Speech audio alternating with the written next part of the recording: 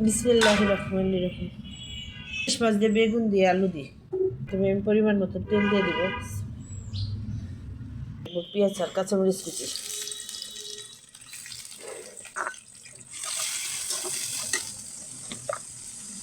লবণ দিয়ে দিব,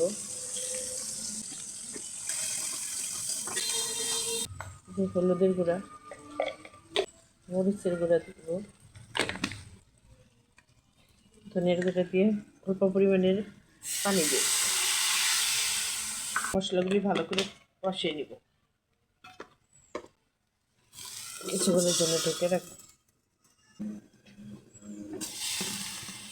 মশলা কষানো হয়ে গেছে, এখন আমি আলু আর বেগুনগুলো ছেড়ে দেবো।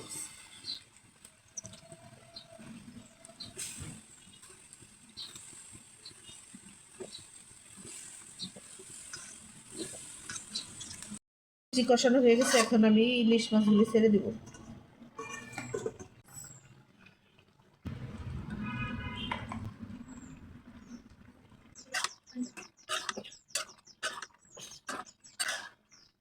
আমি কিছুক্ষণ ঢেকে রাখবো। আমি এখন পরিমাণ মতো ঝোল দিয়ে দিব।